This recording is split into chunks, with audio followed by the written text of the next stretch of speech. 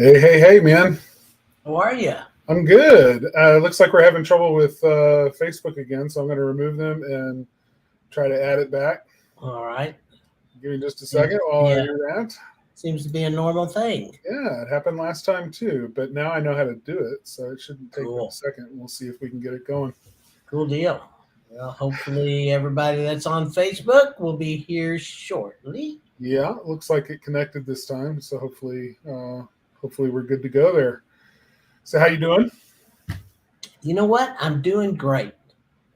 Just having a busy day, just getting things done. It's been a very productive day. I like days like that when I Me can sit too, man. down and just kind of focus and boom, boom, boom, boom, boom. Yep. Sometimes it's nice to just have a big plate of tasks and just plow through them. Yeah. It's kind of like the tick, I don't know if you're like me, but I used to like write down a piece of paper everything I had to get done in a given day. Now I do it on my calendar. Yeah, yeah. But I'd have it and it would be like tick tick tick tick tick tick tick tick. You get all through the day and you get to the end of it, it's like, whew. My problem now is if I get to the end of it, it's usually 9 o'clock at night, and I'm like, Yeah. That's bedtime. My wife said, "Are you done? Or did you get it all done?" And I was like, Yeah. "No, I just decided to stop for a while." That's exactly right. That's what I do too, and I'm sure most business owners are like that. I would think. Exactly. Yeah, you just Well, got. welcome everybody. Glad you're joining us. I see a few people coming in. Appreciate the time you're giving us here and your commitment to being here. So give us a like or a thumbs up or a heart.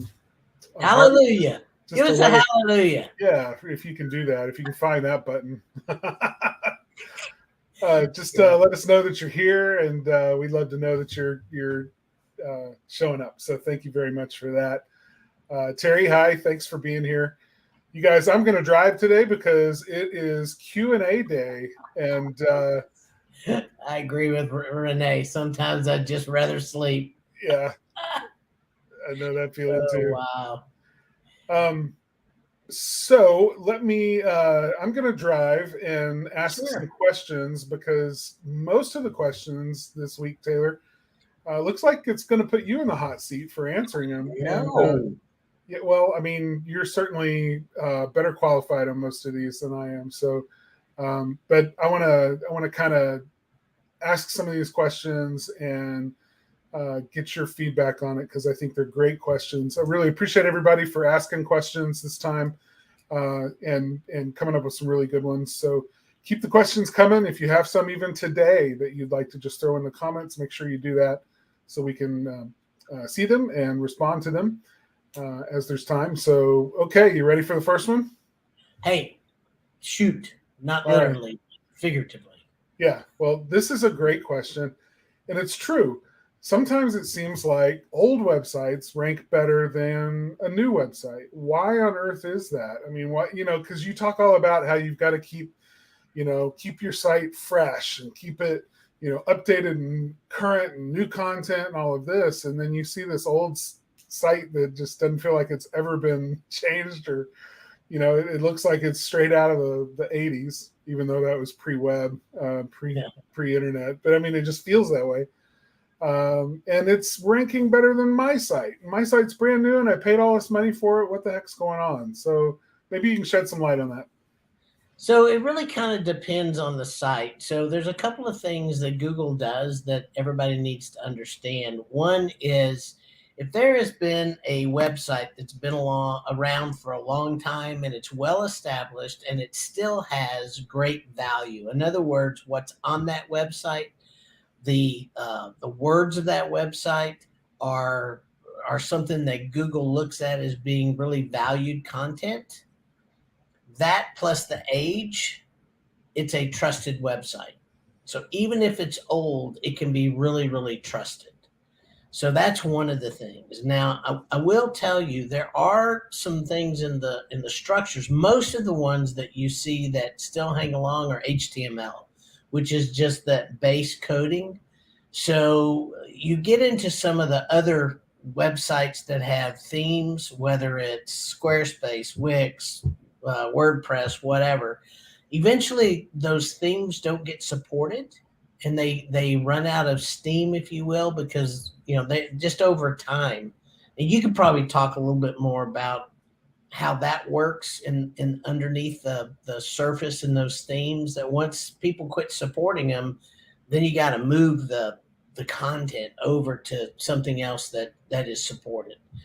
So that could be a problem for some old websites. But if it's just still just in HTML, a lot of those still do rank. Now, with that said, I see less and less of them ranking these days. I mean, I still see them every once in a while, but I don't see them as much, mainly because they don't have video, they don't have original photos. We've talked about that, how important that is, for Google. So, I'm seeing less and less of that because they're not using the multimedia things that Google is starting to really, really like. And it's about engagement.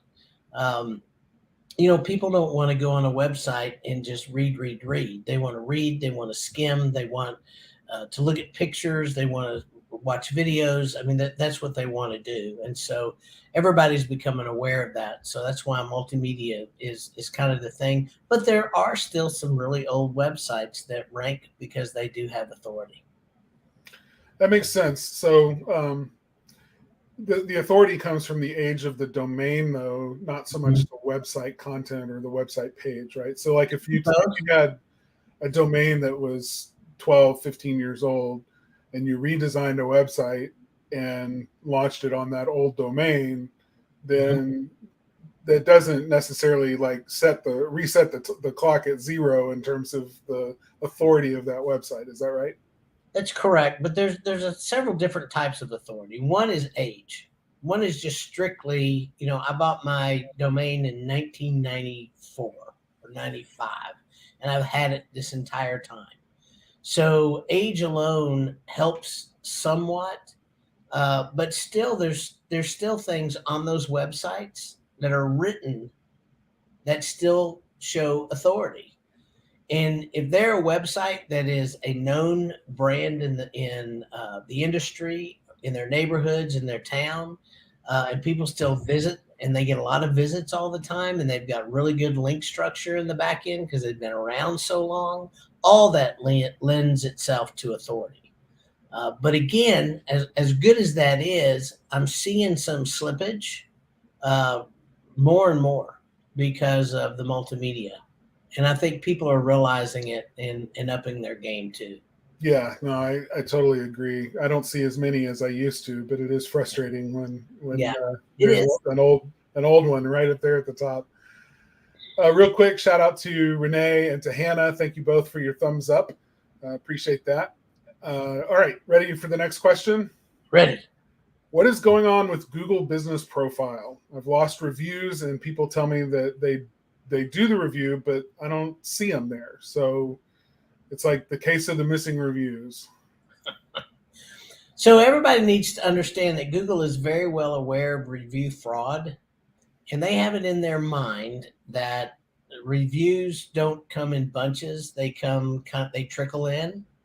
So even though we have clients, and it does happen that sometimes we've had clients that get 5, 6, 7, 8 reviews in one day. Very seldom does Google let all those through their gate, if you will. I mean, they've got an algorithm that just doesn't let them all through, and it's a numbers game.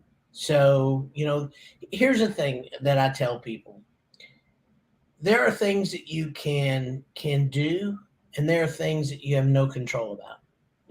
And nobody controls Google. Google controls Google. Google controls that algorithm. It doesn't matter how much we jump up and down and scream and cry foul and unfair and whatever. Everybody does it because they're unfair to everybody. The algorithm just screens all of us, you know. So if we go out there and get too many at one time, or if there's just people that are just doing the stars, all right, they're not putting any kind of words. They're just giving you a star rating, but they're not actually giving you a review. Google looks at that as not as good as some of the other things. So, and I think what Lou just said is also true, that people just lie about leaving reviews. sometimes, people will tell you all kinds of things. Oh yeah, I left one. Yeah, I left one. I mean, I got a client right now that's told me 5 or 6 times how much he loves me, and I asked if he left a review. Yeah, gonna do that, gonna do that. Guess what? I haven't seen it yet. So, those are the things. And by the way, if y'all are clients and on here and you want to leave us a review, feel free. Yes, you can do that. Yeah, so I'll throw that in. Go to Google and leave us a review. Be honest. If you didn't like us, that's okay. Be honest. We want to know that too. Um, but it's just one of those things. You just have to understand that reviews are always going to be a numbers game, and part of that numbers game is some of that's going to be filtered out by Google. Period. End of story. Yeah. So you can jump up and down, get mad, or you can just say, "Well, okay, let's go get more." That's it. The Google gods giveth, and the Google gods taketh away. Yep, that's it. We get what we get, and we go after more. And they also filter out old reviews from time to time too. So that's another thing that is part of in their algorithm. They like new. The newer the better, that kind of thing. So, I tell people just keep getting them and don't worry about what gets lost. You need to understand the most important thing is what you gain. Yeah, I think Google. I mean, if I was comparing Google to say Yelp, I think Google's review system is much more fair, much more favorable, if you will, to the business owner, whereas Yelp is just not. Well, Yelp pretty much puts all the bad ones on top and squashes all the good ones. Yeah. So yeah, I would agree with that. Okay, ready for the next one? Yep, I'm ready. Every time I turn around, there's a new social thing that I need to be on. What the newest one is BeReal. Really? So let me just say, our office right now, we are all shifting to a new team password manager so that we can share passwords more securely. We've just got tons of them. I mean, thousands of passwords that we have to use to manage all of the accounts that we manage. And so we're making some investments in improving our security, and part of that means using new technology. So I was going through and cleaning out and cleaning up a lot of my old passwords in my password manager. And I started looking at all of the social media websites over the years. And I mean, I haven't gone through and dusted in my password manager in quite a while. So I was looking back at, like, I found my original MySpace login. It still works. I was like, oh my gosh, I haven't been over there in years. But I mean, I found, social media just comes and goes, right? And new platforms, new apps, we've seen them all. And I found over a dozen of them that I had tried or had been an early tester, beta user in, just to see what it was about. And they don't exist anymore. I mean, they're not even around. So yeah, it can feel like you're chasing your tail when it comes to social media, the new ones that are out there. But I did hear about this one, BeReal. What do you know about that one? So yeah, this is what I'm with Hannah. MySpace, really? Yeah. Yeah. So BeReal right now is really catching on with the younger folk, and by that I mean teenagers. It's more of a real authentic. That's really what they're going for, is to get off all the fake kind of likes and loves, and it's just right now, because Facebook's algorithm likes the thumbs up and the hearts and all that. So we ask every time, can you give us some thumbs up and hearts and help us in their deal? Well, BeReal is like, oh, come on, BeReal. Nobody cares. That's not why we're going to do that. That doesn't mean don't give us those today, because we are in Facebook. Right. Yeah. Don't be real. Don't be real. Yeah, exactly. But the honest truth, it's just more of a transparent, authentic space. I actually kind of like it, but there's no ads in it right now. It's like everything else. They come out kind of pure, and then they go, how do we make money? I mean, that's kind of the way that is.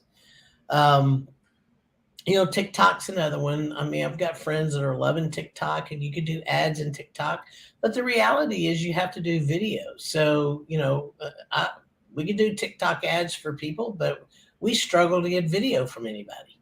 So it's really difficult to be in that kind of a lane when you can't get the assets to do it right. So those are real challenges. Um, Facebook's a little bit like that. Facebook is really struggling right now. Marketers are abandoning Facebook because they're not seeing the same kind of return that they did. That's a problem. Um, so it's like, okay, where do we go? What do we do? Where do we advertise? Which is one of the things that I tell people. Yeah, social's great. If you want to be on there, great. It's fine. Make sure that you're going to be on somewhere where your peeps are, and that means your customers. The good thing about Facebook is posting just on organic for a while. We were seeing that kind of tank, but the last 2 months now that's come back. So, I think Facebook maybe, and I know we're on their platform, but maybe it's kind of getting their teeth kicked in a little bit and going, hey, we got to go back to the basics. We got to serve the people that are here. Hopefully they get the message, and turn some things around and become the platform that, was doing us all good there for a while. I mean, I'm hoping Well, that happens. it still But does a lot of yeah, businesses a lot of good, and there's a they're struggling, but they're still a an oh yeah, incredibly wealthy and large organization that has a lot of mechanisms in place for advertising. It means that the changes that they make are usually slower to come about because of the size of the company. It takes more exactly. time to change direction in a cruise ship than it does, a small little ski boat. So but there's absolutely signs that they're starting to think about and address some of those concerns. But I don't know if they'll stay ahead of sentiment or not. For now, though, they're still the only game in town in terms of So social media. So let me back up a minute.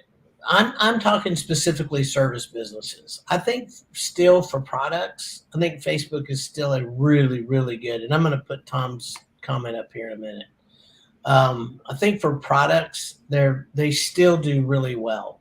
But I will tell you, when Instagram started to put some things into play that mimic TikTok, man, they're big players. The Kardashians were one of them I read about. There's some big players that got really, really upset because it was busting up their businesses, and they have backed up on that. So they're at least listening to people when they're doing this. So here's something about BeReal, and it does. It sends an alert once a day where you and the people you're connected to share a front and back pic. It tells the group if you haven't posted or if you post late. So no time to get the perfect pic. It's not about a place for business on it, from what I know, and that's my understanding too, Tom. Just right now, there's really not a place for business. There's no ads. For the longest time, TikTok had no ads, but it's got to make money. Now, here's the other thing about TikTok. Everybody needs to be aware of. You make your own decision about this.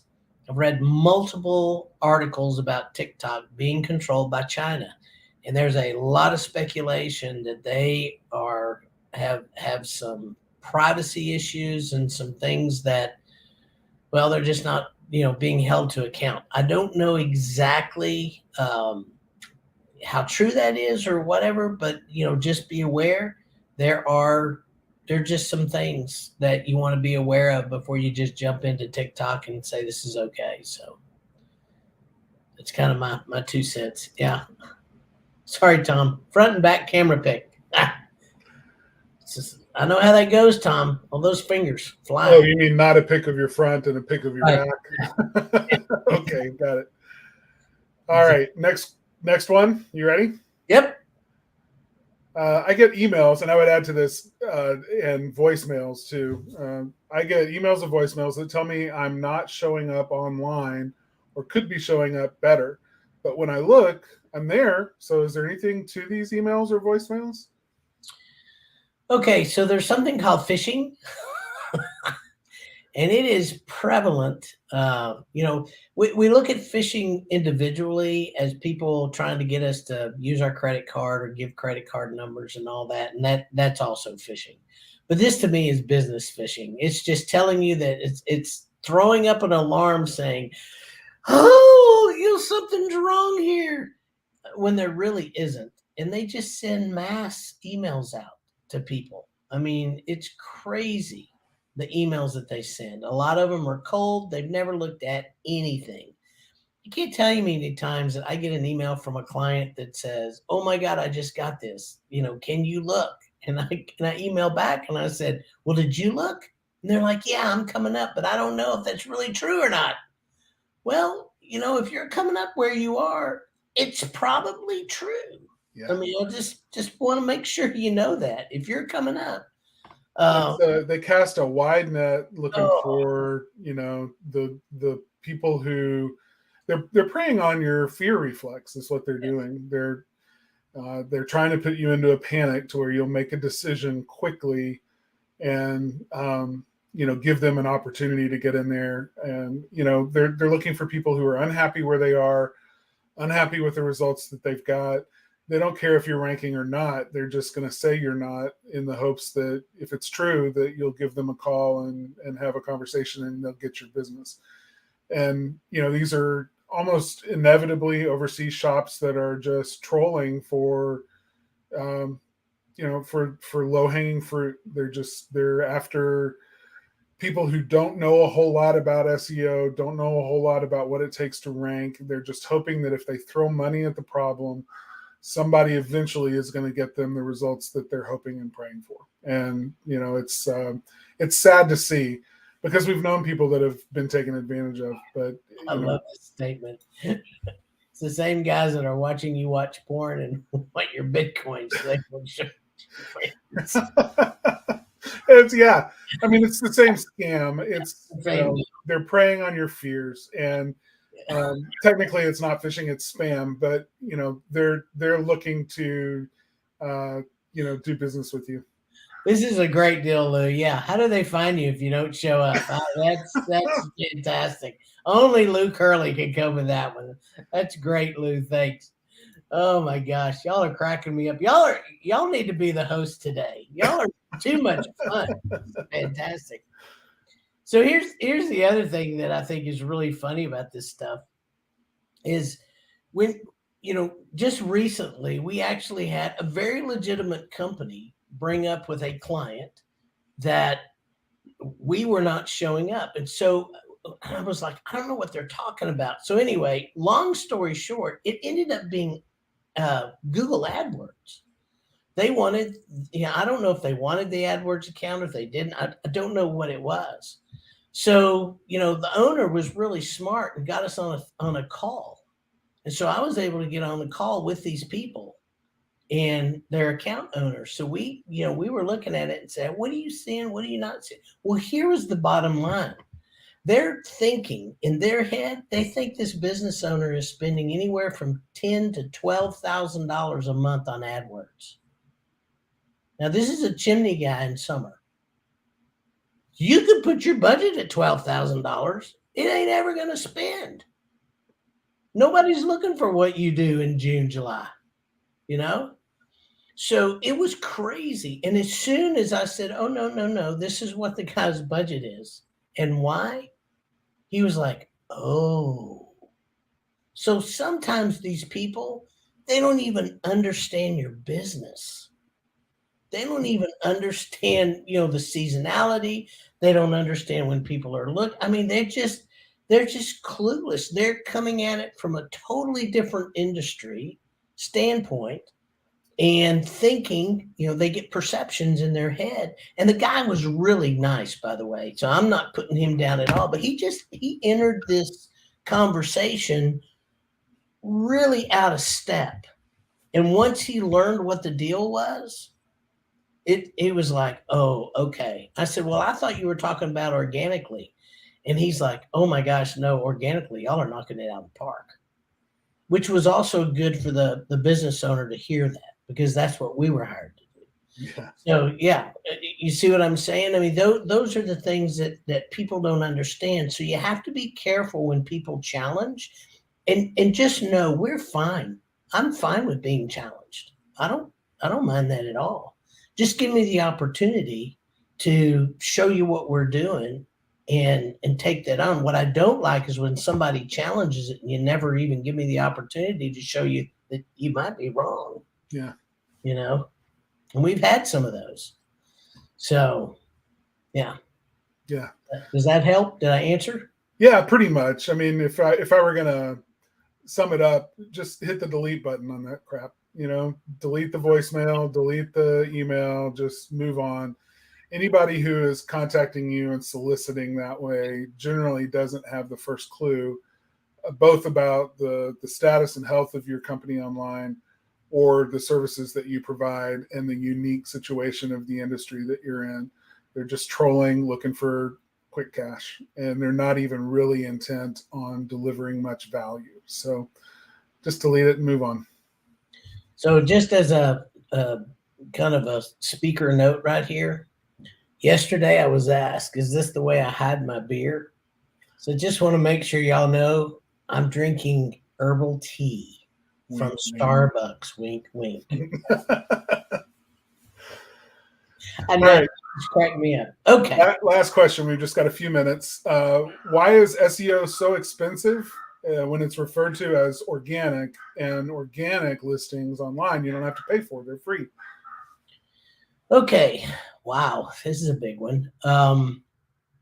So here's the thing about organic. Organic actually is free to the person searching. The person that's searching, they don't have to pay any money. They don't have to pay for ads either, right? So, but it's free traffic. Even AdWords is free traffic.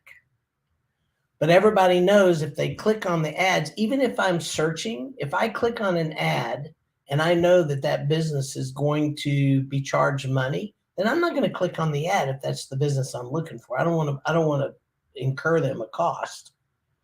So I know if I go down to organic and find them, they don't pay for that. So in that essence, me, the searcher, thinks that I'm not causing that company to have to incur a cost because I'm finding them in the organic search, which is free, right? I always think about it as if I click the ad, if I know it's the company I want and I click the ad, they're just going to continue to raise my prices. Yeah, so, there you go. Well, there's that. There you go. So what happens a lot of times is people don't understand what really goes into SEO. And so, we did, if you weren't here last week, we did a Spark Live last week on SEO, and we're going to be expanding on that throughout the fall on trying to unpack and really explain all the different factors of SEO and what goes into it. So here's what people pay for when they pay for SEO. People think that what they pay for is content on your website, and it's over. The problem with that is content has to be pruned, much like a garden or a tree. There are times that things change, services change, people come and go. There are all these things, and all that's got to be taken off. If you don't take content off correctly and put new content on correctly, then you lose some of the value of the links and the different things that you might have gotten through the years. So there's a technical aspect of it that is, I mean, I could sit here and go through all the technical stuff and we'll all just snooze.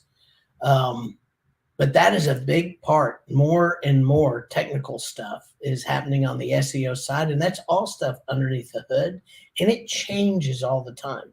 So I was on a webinar yesterday that the guy said, we used to think that Google changed its algorithm about 300 to 400 times a year.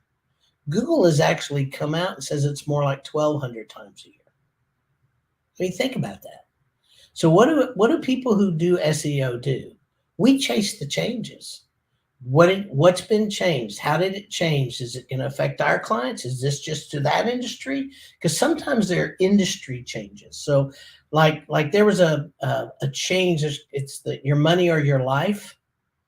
That doesn't affect most of our clients because we don't have shopping carts.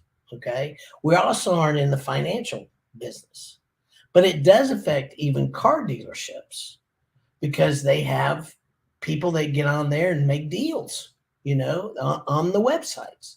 So if it's dealing with money, that's a totally different aspect than if you're not dealing with collecting money. So there's all these different things that happen, and Google may make a change here, may make a change in healthcare, doesn't affect our clients. But like there's a huge update going on right now that probably nobody here has heard about. And it's probably going to go on over the next 3 to 4 weeks. And it has all to do with content. Google is saying we are absolutely going to be tamping down a lot of the content that we don't deem valuable. So, so we're watching. I mean, we think all of our content is good, but if we see slippage, then we've got to go change the content. We've got to go work on that. We don't leave content just sitting on websites forever. We're always trying to work with owners. Hey, let's change this. Let's do this. What needs change? Where are we going from here? I mean, we need that information. And one of our biggest challenges is owners that don't cooperate with that. They just go, oh, it's working. Yep, it's working now. No big deal. It's working. Keep it working. And they think that's what we do, that we just keep the website up. And that's just not true. There's a whole lot of stuff that we do as much as we can. And then there's stuff that we try to work with owners so that we can keep everything lubricated and, in the best shape possible. So that's why SEO is expensive. You're changing, we've got an IT guy, two designers, content people, auditors. What else we got? Account owners, videographers, photographies. I mean, photographers, all that stuff. All of that is part of our SEO crew. So if you wonder what you're paying for all that expertise and all that work that gets done. Yeah. It's increasingly gotten more expensive because SEO, like you said, I mean, you just mentioned videography and photography. Traditionally, that was not the realm of SEO, really. Correct. But it is square in the middle of it now. The content that gets created, audiovisual content that gets created, is being consumed now by consumers and by the artificial intelligence behind search engines in a way that it never has been before. And paying special attention to the way that gets created, it's necessary, which means, I just read the other day, I don't have to look and see where I can find this statistic, but I mean, essentially, the amount of time it takes to train somebody to just basically be effective at SEO, not mastering SEO, but just being effective at SEO. It takes about the same amount of time that it takes to train someone who becomes a heating and air technician. So, I mean, it's on the order of about 250 hours. And, that's time spent learning and applying what you've learned in order to be exposed to enough systems and enough situations to where you're effective and in solving problems and getting a result. So, it's a challenge, and it never ends. It never changes. I mean, it never stops changing. Yeah, I am in at least 1 to 5 SEO webinars a month just to stay on top of everything, and I distribute those webinars. Some go to the IT people, some go to the content people. So, I'm distributing them after I watch them and I get the replay. They go to the people that need to see it. That's their specialty in that piece. So, yeah, it's a challenge. So if you want to know why SEO is that expensive, and here's the other reason the SEO is expensive. It's hard. So to get somebody really good and keep them, you're going to pay them. Yeah. That's the other reason. So, it's no different than if you've got an absolute great technician that goes out and does sales and makes you X amount of dollars and, keeps everything done, is just an excellent employee. you know, you want to keep them? Is it between raise your prices and keeping them or letting them go? Well, you're going to raise your prices because you got to keep those people. I mean, those are your A players. If they're not prima donnas and cuckoo, some of them can be. But. All right. Well, let's wrap it up there for this one. Those were great questions. Thank you for providing those questions to us. And if you have additional questions, make sure that you get those to us. You can email either one of us. Our emails are sort of up there on the screen, Taylor@sparkmarketer.com and Carter@sparkmarketer.com. We'd love to hear those questions and be able to answer them in the next month's Q&A.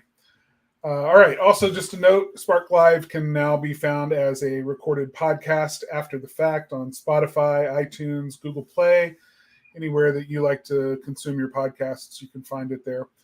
You can also find it streaming live right now, streaming live on Facebook, on YouTube, and I think pretty soon we might even be doing Twitter too. So, see right there, Renee will let me drink beer. I like that. Thank you, Renee. Cheers, Renee.